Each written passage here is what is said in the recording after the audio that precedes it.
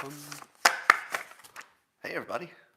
Yes, it's time again for the best time of the whole day. We call it Coffee with Scott Adams, and I think you'd like to enjoy it to the max. Some of you are thinking, oh no, I don't need it.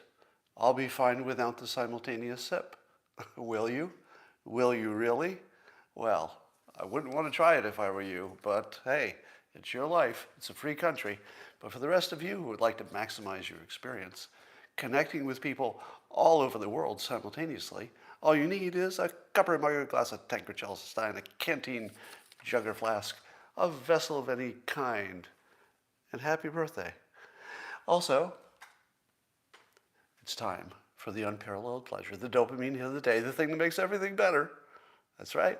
It's a simultaneous sip, and it's coming at you right now. Go.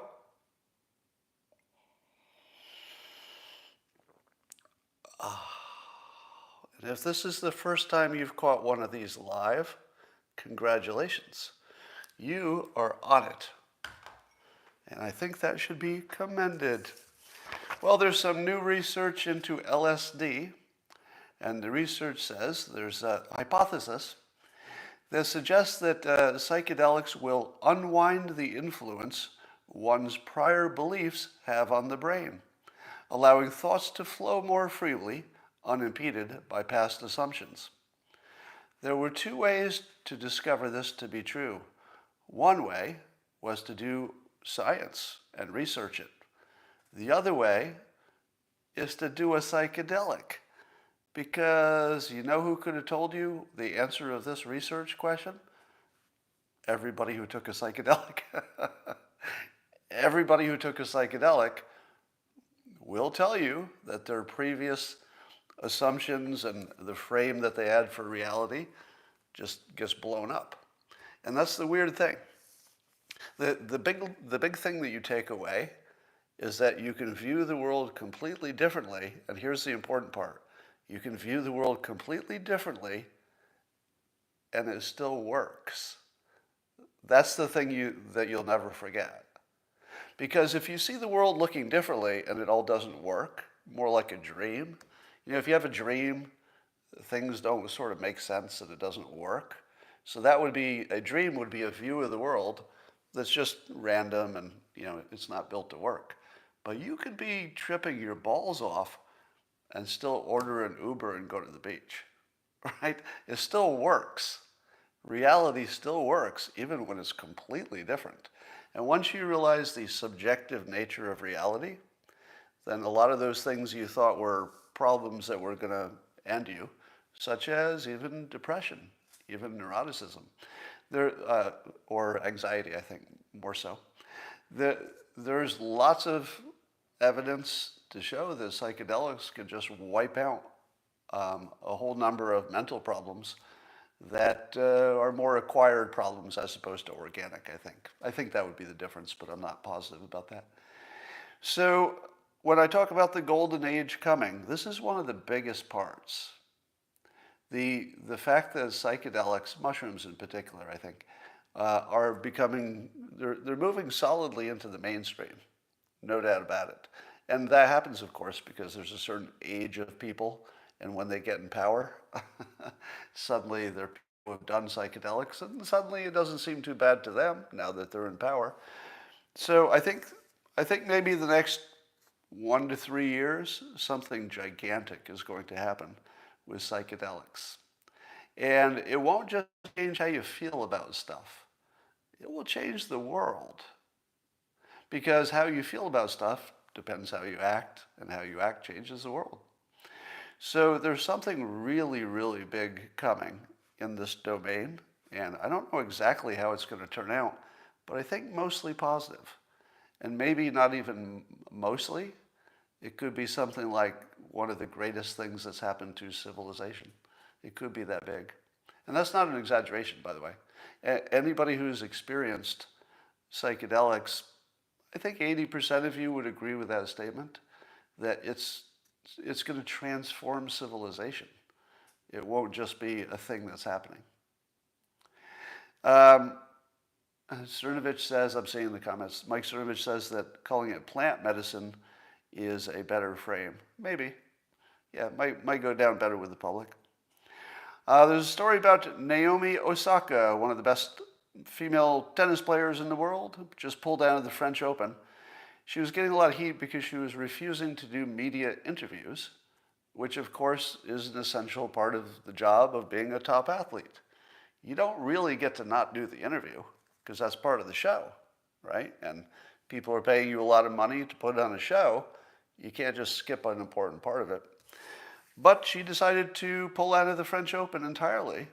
And she said she didn't want to do these interviews to protect her mental health.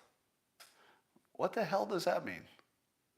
I mean, it's probably important. I'm not going to minimize it, because when somebody says they need to do something for their mental health, I feel as if we should, our first impression should be to believe them, right? Because the last thing you want to do is to minimize somebody's mental health issues. So I believe there's a real issue, but it's confusing because this is somebody who can handle playing at the highest level of a sport in front of a stadium full of people, televised to the world, and somehow she pulls that off. So I'm not sure how talking to the media would give you a mental health problem. So there's something missing in the story. What is the connection between the media and mental health? But it's interesting. Maybe we'll find out more about that. I don't want to dump on her. It would be easy to do that. But I feel like we don't know enough about this. And when somebody makes a claim that's a health-related claim, I think you give them the benefit of the doubt first. Well, something interesting happening in Israel. Apparently Israel had been considering some kind of a green pass system, so that if you were vaccinated, you could do things, but if you weren't vaccinated, you couldn't. But apparently Israel has done so well at vaccinating so many of their citizens that they're going to drop plans for it. So remember I told you not to worry about vaccination passports, because if they happened, they would be temporary. And this is a perfect example. Not only in Israel does it look like they'll be less than temporary, they will be strongly considered and then not even used because vaccinations made them unnecessary. So that's the same direction we're going. There will be lots of edge questions about cruise ships. There'll be special cases where people are genuinely in close contact and maybe it's not quite ready yet. You could argue that. But for all of the easy stuff, such as the workplace, you're not going to need any kind of a pass. Speaking of mask mandates at work, it looks like the Occupational Safety and Health Organization, so this is a U.S. group called OSHA, they may still issue a workplace mask mandate consistent with Biden's orders, executive orders, but that would be at odds with the CDC's guidelines. The vaccinated people don't need to wear masks indoors. So, you're an American citizen, and you know that the CDC says you don't need the masks indoors if you're vaccinated. But OSHA, who is also looking out for your safety in the workplace, might say that you do. So I think this is undetermined yet, but they might say that you do. Here's my take on this, and I've told you before. The public is in charge, all right? If you think the government's in charge with this mask mandate stuff, there's something about the world that you don't understand.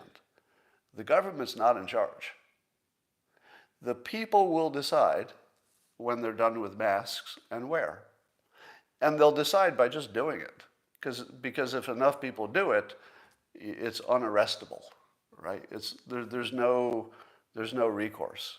It's just how many people do it. If one person violates a rule, well, they're in trouble.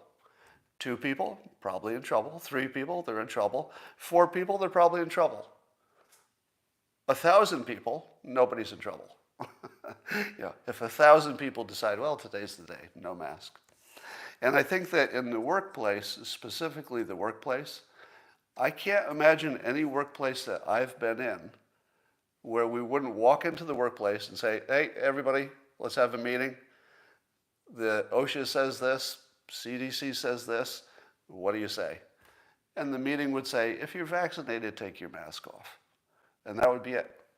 And that office, at least that floor of that office, would be mask-free. And then other people would hear about that floor and they'd say, did you get away with it? So far, no penalty? And then they would do it too.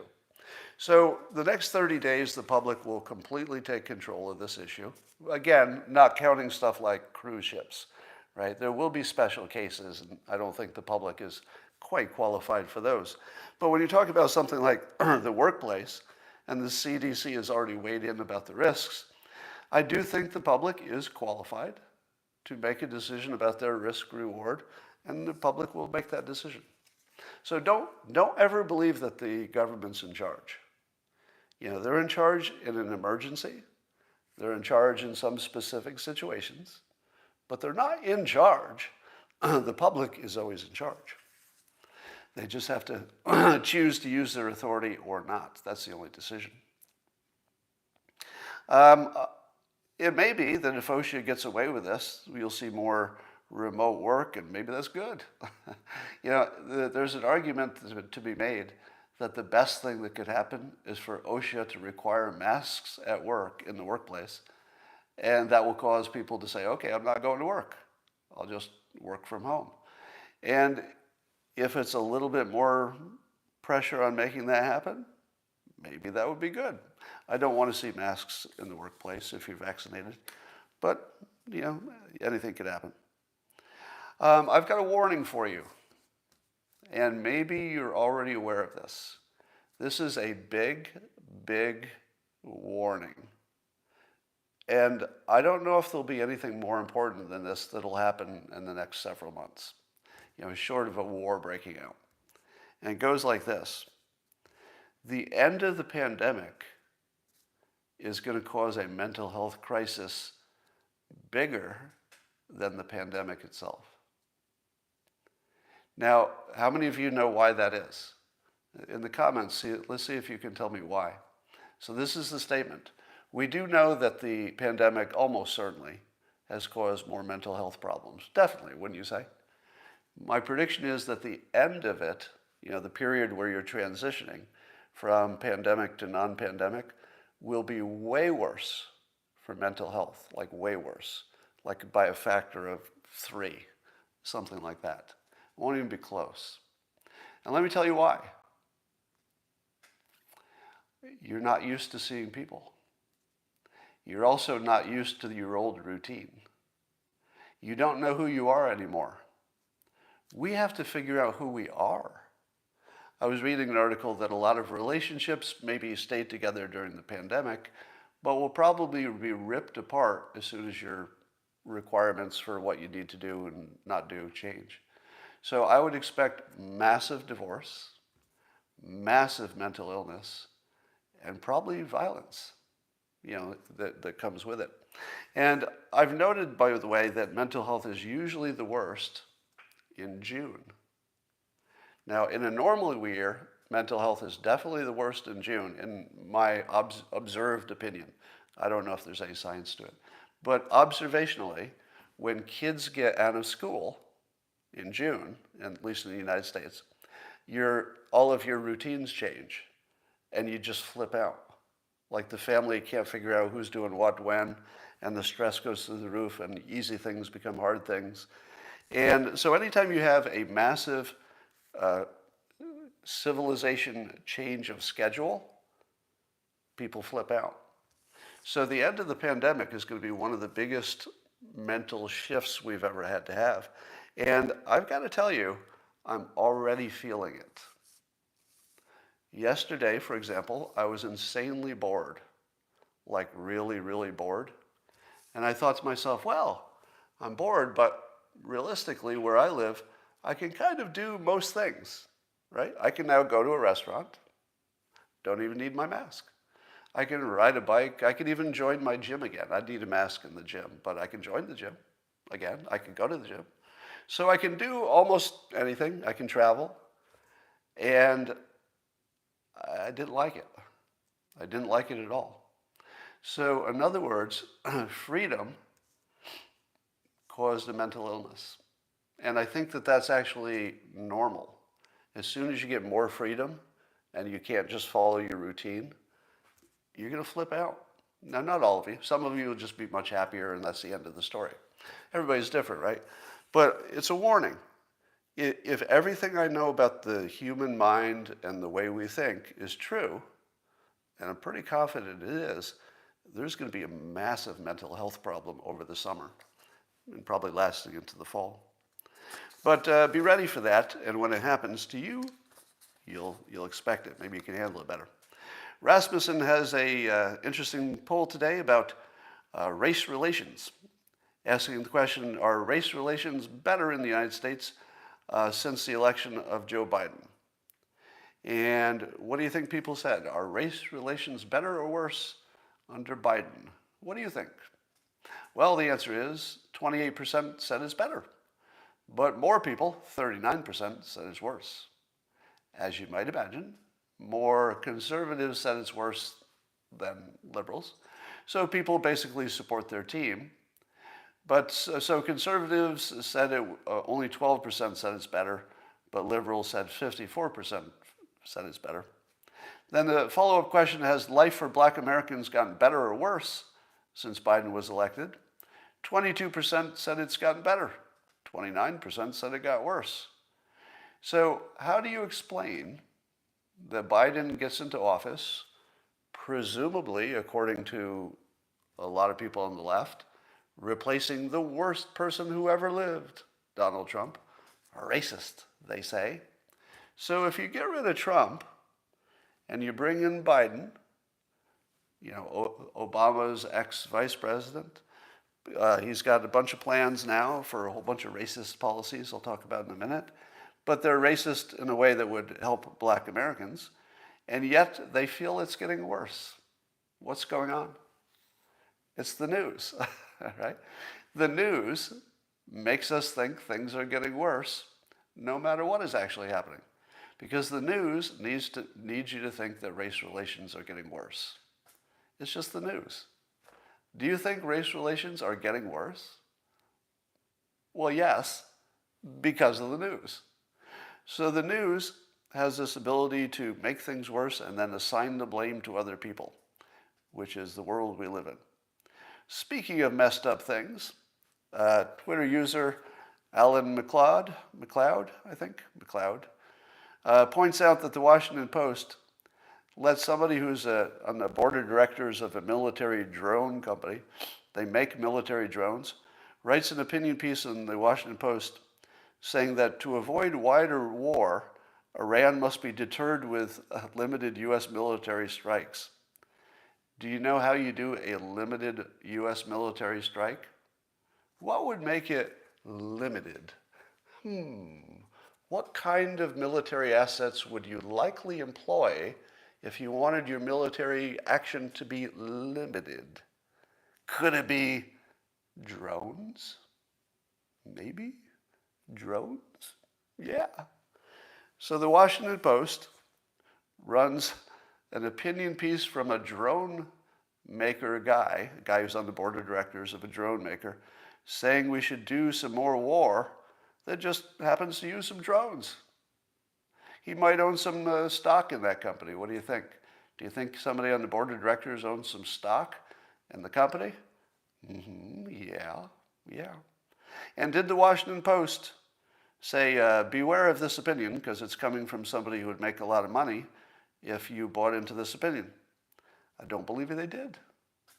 I think that Alan happened to look into the person who wrote the article and made that discovery, or somebody did. So how about that for your news business?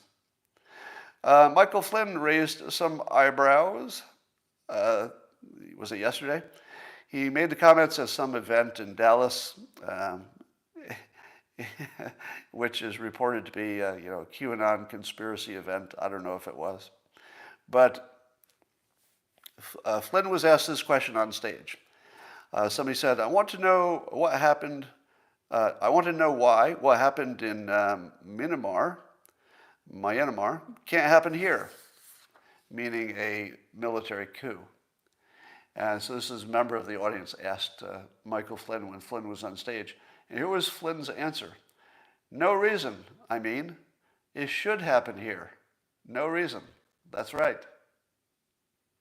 What? What? Wait, did Michael Flynn just say that there should be a military coup in the United States?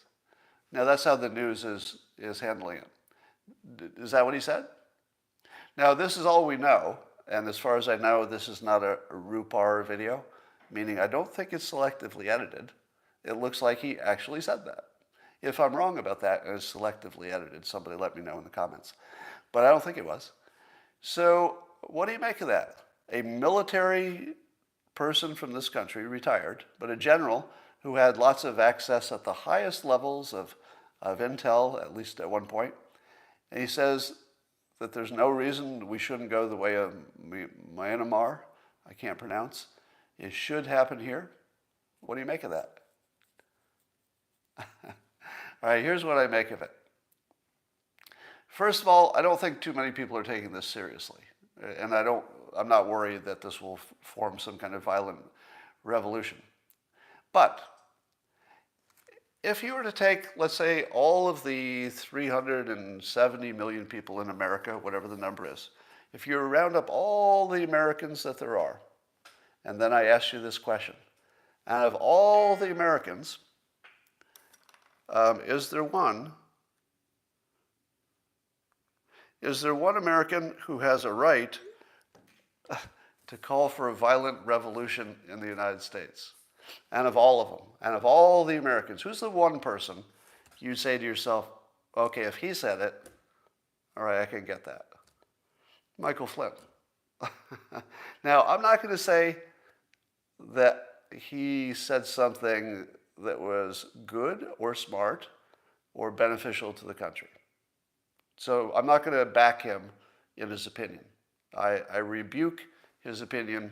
We do not need violence in this country. We certainly don't need a violent revolution. But this is just me, and I don't ask you to do the same thing, all right? This is just me. You make your own decisions. Michael Flynn gets a pass. Do you know who else I would give a pass out of all the people in the country? Do you know who else would get a pass for saying something as provocative as this? Nobody. Nobody else. Nope. Michael Flynn was a victim of our government. He was a victim of our government. Like a big victim. A big, conspicuous victim of the government. He wasn't a victim of a crime. He wasn't a victim of bad luck. He wasn't a victim of natural disasters. He was a victim targeted specifically by the government of the United States. If Michael Flynn says they should all be shot, I would disagree with that vigorously, and I would support his right to say it. I support his right to say it. He earned it. Right? If there's one person in the country who can say that without me bothering to, make a deal about it, it's him. He's the only one. Maybe I could think of somebody else. But if your government targets you for destruction, for political purposes, and you call for a violent overthrow of that government, you're within your rights. You're within the rights of free speech, and you're not crazy. You're not crazy. And you've got a perfectly good case. My preference is we don't do that, right? So I'm not promoting it. I'm not apologizing for it. I'm not supporting anything you said. I disavow it completely, but I give him a pass at the same time. He's the only one who can say that.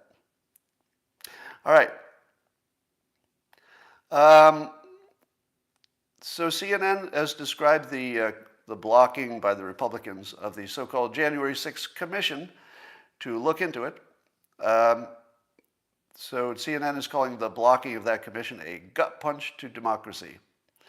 So I did a little poll and I asked, what is a bigger gut punch to democracy? The blocking of the January 6th Commission or CNN? Which is the bigger gut punch to democracy? The results, the last I looked, were 5% of respondents said that blocking the January 6th Commission is a gut punch to democracy, and 95% say CNN is a gut punch to democracy. And if you think I like saying gut punch to democracy, well, you're right. I do like saying it. Looks like Joe Biden has introduced a number of overt racist policies to, quote, close the racial wealth gap. You fucking racist. You fucking piece of shit. You've taken the best part about this country and you just pissed on it. You fucking piece of shit, Joe Biden. You racist piece of shit. All right, that's my opinion. Now let's talk about it. As you know, I have been in favor of a creative approach to reparations. So out of all the people watching this, I might be in the very small percentage of people who say, we should look at this reparations thing. At least, suss out all the possibilities, see what we could do, what works, what's politically and socially acceptable that might make a difference, etc. I've argued that you can't get there unless you help all poor people. But helping all poor people with an express interest in making sure that we also close, the wealth gap, I'm fine with that. Let's close the wealth gap. Does anybody have a problem with poor people doing better? No. It's just how you do it, right? It's the mechanism to make that happen that's the controversy. And so Joe Biden is going to use government funding to directly benefit black businesses, and there are a number of other things he's looking into. But they all have the same element. That instead of saying we're going to close the income gap, which a lot of people would say is a good idea, as long as you're not just taking it from the rich and transferring it, then it's a different issue.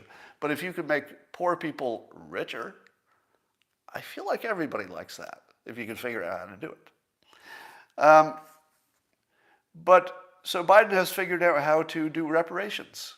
So instead of asking people to write a check to individual, black Americans who are descended from slavery, which would be almost impossible to figure out how to do it, how much, who pays, who doesn't pay, who gets it, who doesn't get it. That would be impossible. But Biden actually found a workaround. So let me start by saying, good job. The most annoying thing that I'll ever do is compliment people's effectiveness, even if I hate what they're doing. All right? Now I did it consistently with Trump. I would talk about his technique, separate from whether I liked it or not, right? Or whether I liked the policy or not. That's a separate question. And I'm going to say that Joe Biden was in a tough spot because people wanted reparations, but he really couldn't do that. There wasn't any way he could just figure out a way for the government to cut checks and just give them to black Americans. That wasn't going to happen. But he found a workaround. He will increase our taxes and or increase our debt and funnel a lot of that money. Most of it comes from rich people because that's who pays taxes mostly. And he'll give it to black businesses specifically and other things that are targeted for black Americans. Now that, of course, is just pure racism. And fuck you. It's pure racism. So I don't support racism in any direction because that's not the country I want to live in. And indeed, I would move out of the country if this becomes more of a norm than it is. It's already pretty bad. Now, I'm speaking as somebody who's lost a couple of jobs. Some of you know my story. I've written about it a lot. Because I'm white. Specifically because I'm white and male. In other words, my bosses told me directly, we can't promote you because you're white and male, and it doesn't look like that's going to change anytime soon. 2 different jobs. Which is why I'm a cartoonist. I had to go work for myself because having a boss didn't work. Maybe you've seen a cartoon about that, bosses that are not good for you. So I hate Joe Biden. He's a fucking racist, and he's introducing racist policies, and he should be completely disavowed. But if I'm looking at the quality of his technique, it's pretty good. It's pretty good. If he pulls this off, I think he's got a good argument that he helped black Americans and they might reward him or the Democrats in elections. So politically, it's probably pretty good. He's just a fucking racist. All right, Biden has a China problem. I think Liz Peek was writing about this on Fox News website. And the problem goes like this. We have all these things we need to negotiate with China, but here's my question. Do you personally know how much China knows about Hunter Biden? Do you? I mean, you know what the news has reported that Hunter Biden did or allegedly did or did not, right? Michael says if they can do it to Michael Flynn, they can do it to anybody and get away with it. Yeah, that's true. That's true. But Biden has a problem, which is, you've probably heard this standard before, that if somebody has a conflict of interest, they should call it out. And yeah, that's a good point. Joe Biden was responsible for the destruction of General Flynn by calling out the Logan Act. And Biden's the government. If you were Michael Flynn and the very guy who was like at the center of your targeting was running the government, would you be in favor of a violent overthrow of the government? Maybe. Maybe you would be. Yeah. All right. So anyway, Biden has a China problem, which is, you've heard the saying that you should avoid even the appearance of conflict of interest, correct? Not only, do I have something on my shirt? You should not only avoid actual conflict of interest, but you want to avoid the appearance of it. Because the effectiveness of our government is partly, if not largely, based on their credibility. If the government is doing good things, or at least trying to do good things, you'll say, all right, you can still be in charge. But what if you don't know if Joe Biden's decisions are based on maybe concern about what China knows about his son? Do you know? You don't know what China knows, do you? You don't know what Joe Biden knows about Hunter. You don't know what Hunter Biden knows about himself. You don't know. So how can Joe Biden be our credible leader against the number one important topic to this country, which is, the future of the United States vis-a-vis China? It's one of our biggest questions, if not the biggest question. It's probably the biggest question. And our leader is the only person I know of, there must be more, but the only one I know of, who I can't trust, right? Now, I'm not saying I can't trust him because he's a Democrat, and I'm not saying I can't trust him because he's Joe Biden. I actually do think a Democrat and a Joe Biden without any conflict would be perfectly capable of dealing with China.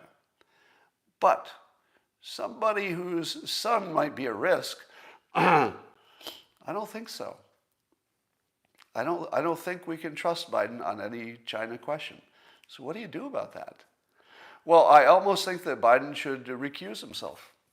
Except if he did, it would sort of indicate that Biden's guilty. So he can't even recuse himself. Now, how would a president recuse himself? Because there's nobody to take the president's job, right? Like, who steps in?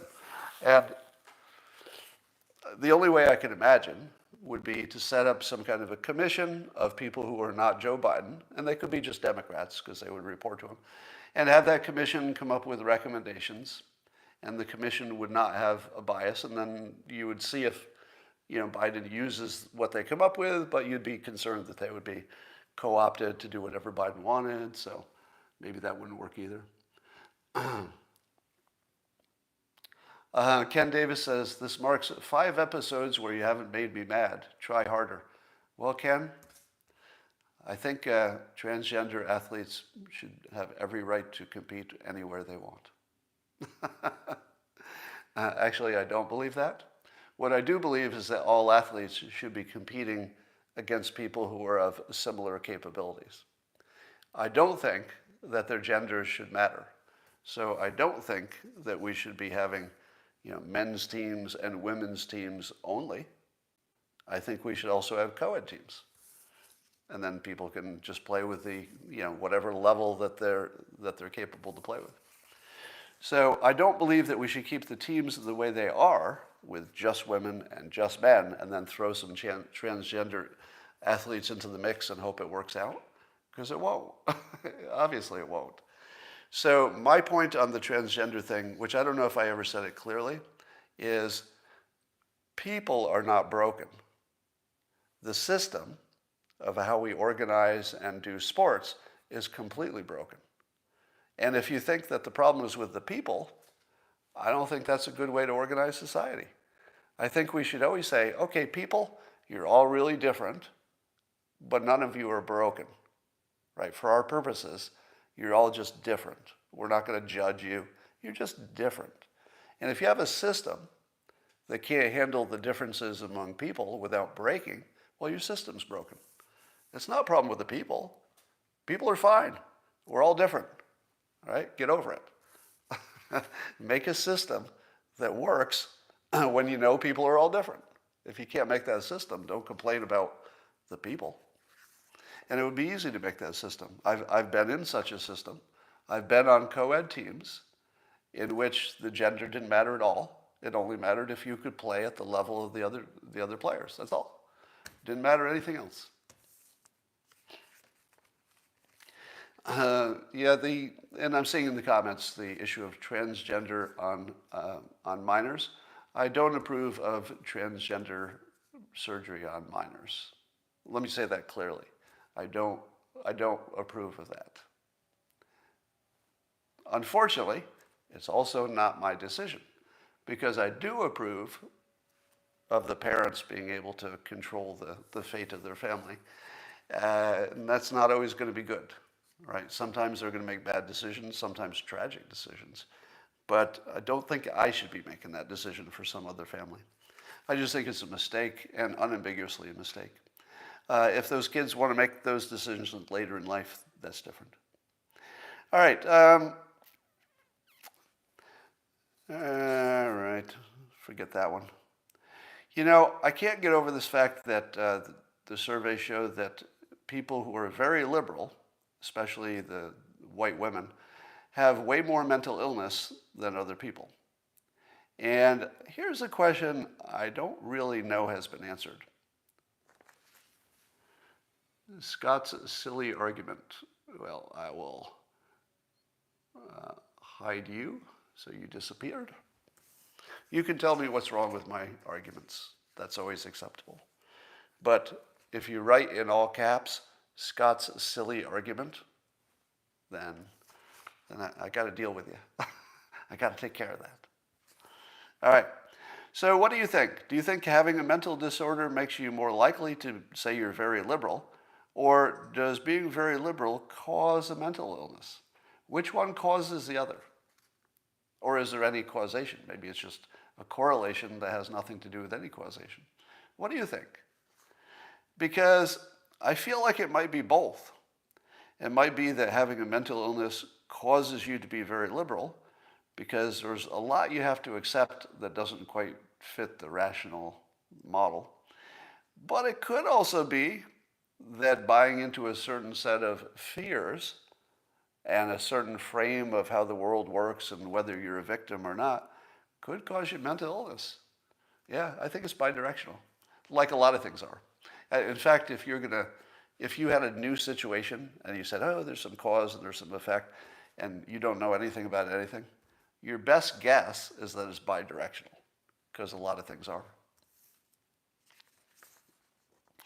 All right, so here's some taboo topics.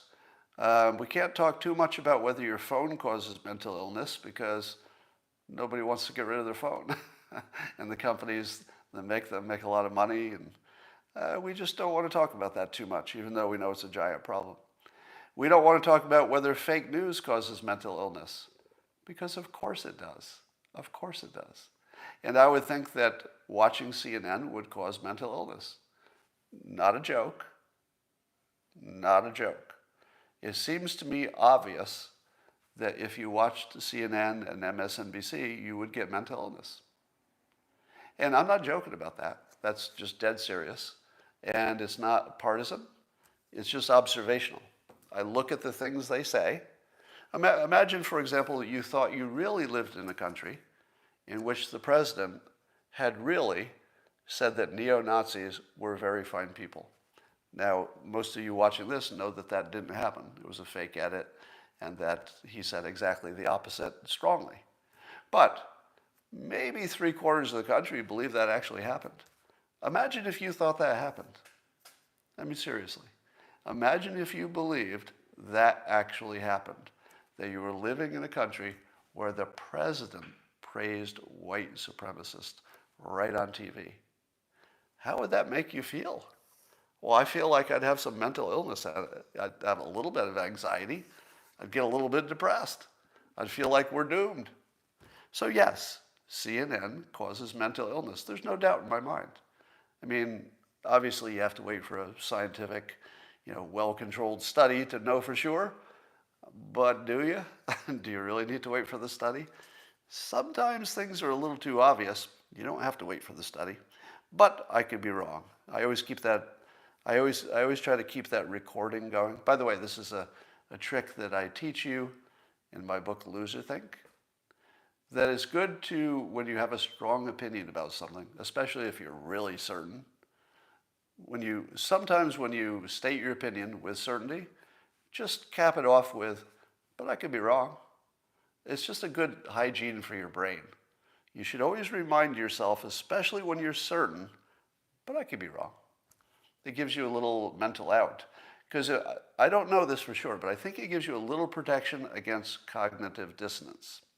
Compare these two things. I'm definitely right versus I'm very confident about this, but I could be wrong. And then what happens if you find out you are wrong?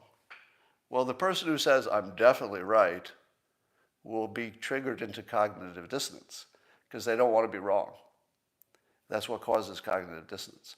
So saying you're positive and sticking with it is a trap, because if it turns out you're wrong or there's counter evidence, you won't even be able to see it. It'll be like it'll be invisible to you. It's like causing yourself mental illness. You blind yourself by being certain. But if you just add this little bit of technique, you say, I'm quite confident this is true, but I could be wrong. Yeah, that's your escape. Because let's say you discover that you are wrong. Now you've said, I'm very confident, but I could be wrong. Are you triggered into cognitive dissonance? Maybe, but I would think you're a little bit safer because you have two opinions. One is I'm confident, and two is that I could be wrong. And then when it turns out you're wrong, you say, well, I told you I could be wrong. See, at least you have an out. You have an out that protects your ego, which in theory should protect you from being triggered into cognitive dissonance. But if you've never given yourself that out, I think you're more likely to get triggered into cognitive dissonance. All right. Here's a story you'll never see. See if you can Google, because I couldn't find it. See if you can find a credible study that tracks happiness over time in the United States by ethnicity. So that if you could tell, for example, let's say Asian Americans, their happiness line went like this versus white Americans versus black Americans. You could actually see over time, that how their arc of their happiness changed. Why doesn't that exist? Seems like just the most important thing you'd ever want to do, doesn't it? Why doesn't that exist? You know why, right? Now, science tells us that baseline happiness doesn't change much. And it doesn't even change much based on your circumstances, at least until you get a certain amount of money, right? Like $75,000 a year or something like that. So certainly you can be in such a bad situation that you're unhappy no matter what. But for people who are eating, they can take care of their basics, happiness is pretty similar, I think. So what would happen to the call for reparations if you found out that black Americans were, on average, just as happy as white Americans? What problem are you solving? Right? It becomes complicated Because if you're trying to solve the problem of giving everybody an equal life, or at least equal opportunity for a good life, what happens if they're all equally happy already? If everybody's just as happy, you don't need to do anything, or at least you don't need to transfer resources. But I think there's a reason that we'll never see that study, unless you can find it. If you can find it, tweet it at me. And then lastly, I would say that we should stop calling the question of nuclear energy a debate. Because I don't believe there are any smart, well-informed people who are opposed to nuclear energy. I don't believe there are any on the right, and I don't believe there are any on the left. I don't believe anybody who is well-informed about nuclear energy opposes it in 2021. Now, of course, you can find an exception. Watch me use the technique again. But of course, I could be wrong. There could be some people who are well-informed and against it, but they'd be very few. So you don't need to show me the one person who's against it, right? Science, as a body, is pro-nuclear energy unambiguously. If you're pro-science, but you're anti-nuclear energy, well, you have some explaining to do, because that doesn't make sense, all right? Take a side and stick with it. I'm pro-science, and so I'm pro-nuclear energy, and anybody who's well-informed knows the same, and maybe we should just treat it that way. Because there are some things we treat as a difference in opinion, and it really isn't. It's just a difference in knowledge. And so I would like to see polling separated by what demographic groups have more mental illness, and by, let's say, how well-informed people are on a topic. Wouldn't you like to see a poll that only showed what the opinion of well-informed people think? Right? How hard would it be? Answer these 6 questions about nuclear power. If you get all 6 right, you're a well-informed person. And now let's see what your opinion is. And now let's weight it so that the smart people get more weight on their opinion. And then show me the result. That's what I want to see. Why do I want to see a poll that averages well-informed people's opinions with furniture, pets, and imaginary people, right? I don't need an average of crap. I'd love to see an average of well-informed people. Wouldn't you? It'd be interesting to see an average of uninformed people, just to see how different they are. But I don't want to add the well-informed people to the uninformed people and get an average. What the hell is that? It's nothing, all right? It's nothing. Now, there are lots of topics like, should you stand for the flag, whatever, that everybody is just as well informed, right? There's no lack of information that matters. But on nuclear energy, it's just how informed you are. That's all that matters to your opinion, almost, right? All right, I got to go run and do something else right now, and I'll talk to you tomorrow.